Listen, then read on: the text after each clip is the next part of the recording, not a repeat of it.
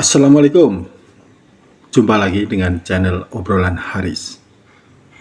Episode sebelumnya saya sudah membahas sebab musabab lahirnya aksi perbandhitan di era kolonial Belanda. Mereka melawan ketidakadilan dengan melakukan aksi kriminalitas seperti mencuri, merampok, dan bahkan membunuh. Aksi kriminalitas itu dilakukan secara perseorangan dan juga berkelompok. Dan umumnya perbandhitan yang dilakukan secara perseorangan dilakukan dalam tindak kriminalitas pembakaran, sedangkan perbandhitan yang dilakukan secara kelompok dilakukan dalam bentuk perampokan, pencurian, ataupun pembunuhan. Aksi seperti ini membutuhkan kerjasama antar bandit. Dalam perbandhitan berkelompok tadi terdapat sejumlah jabatan lengkap dengan tugas dan fungsinya masing-masing. Jabatan serta tugas tersebut adalah 1. Pinggul. Jabatan ini merupakan posisi paling tinggi dan struktur organisasi bandit karena umumnya seorang pinggul memiliki suatu ilmu atau kesaktian yang mana ilmu atau kesaktian itu nantinya akan diajarkan kepada para anggotanya agar ilmu atau kesaktian tersebut menjadi hal yang dapat diberikan. Ilmu atau kesaktian itu dimiliki dengan tujuan untuk memperkuat kelompok dalam menjalankan aksi kriminalitasnya dan meminimalisir terjadinya kegagalan dalam pelaksanaan aksi. Walaupun memiliki ilmu atau kesaktian yang tinggi, pinggul tetap membiasakan diri untuk bersikap ramah kepada masyarakat. Hal tersebut dilakukan agar mampu menarik simpati dari masyarakat terhadap keberadaannya atau keberadaan para bandit. 2. Wakil pinggul. Jabatan ini merupakan posisi yang berada di samping pinggul dengan maksud mendampingi seorang pinggul. Jabatan wakil pinggul memiliki tugas seperti wakil-wakil pada umumnya, yaitu sebagai seorang yang memiliki kepercayaan dari pinggul dan yang akan menggantikan peran pinggul ketika sang pinggul sedang berhalangan untuk hadir atau memimpin. 3. Pemegang harta rampokan. Jabatan dan tugas dari posisi ini tidak perlu dipertanyakan lagi karena melihat namanya saja sudah dapat diketahui bahwa posisi ini bertugas untuk memegang harta rampokan. Tanggung jawabnya sangat besar karena harus menjaga dan menyimpan harta hasil rampokan. Tak hanya itu, mereka yang berada di posisi ini juga memiliki tugas untuk mendistribusikan harta rampokannya, baik kepada para anggota lain maupun kepada masyarakat yang sedang membutuhkan.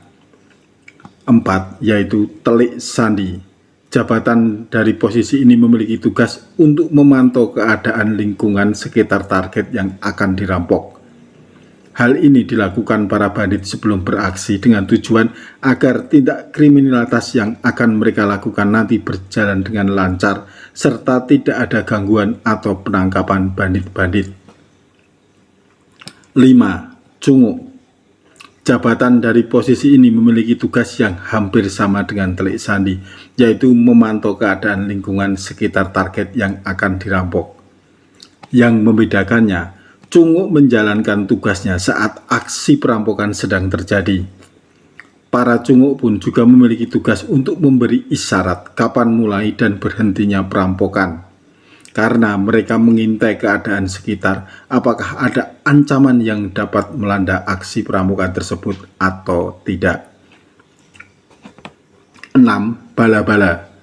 Jabatan dari posisi ini memiliki tugas utama yaitu sebagai kelompok yang akan menghadapi serangan dari para korban atau istilahnya yang menjadi penggelut korban perampokan.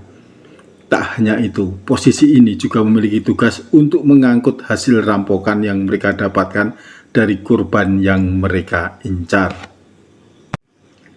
Teman-teman, Demikianlah jabatan dan juga posisi yang dimiliki tiap-tiap anggota dalam suatu kelompok perbanditan.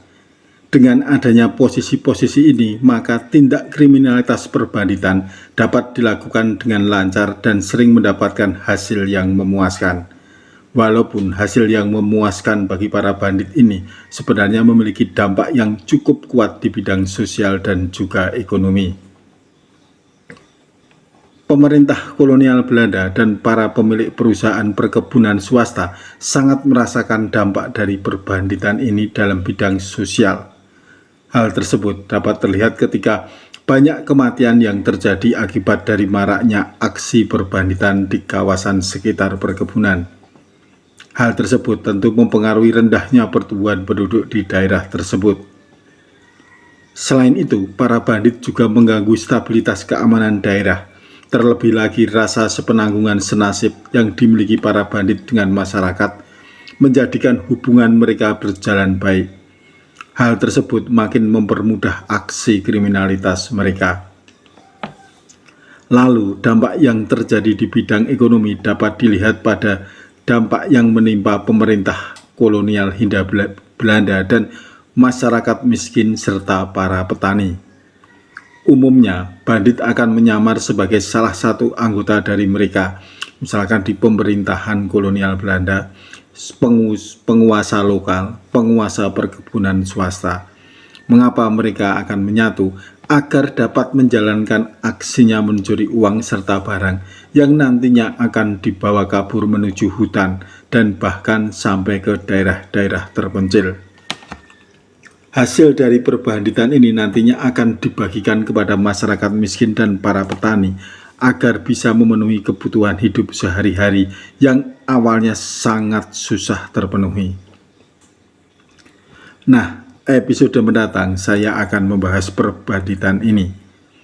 Tetap akan membahas perbanditan ini, tapi dari sudut pandang yang berbeda. Saya akan melihat aksi perbanditan yang terjadi di daerah Surakarta.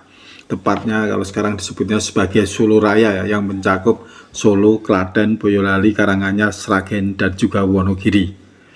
Tunggu ulasannya. Sampai bertemu di edisi berikutnya. Wassalamualaikum warahmatullahi wabarakatuh.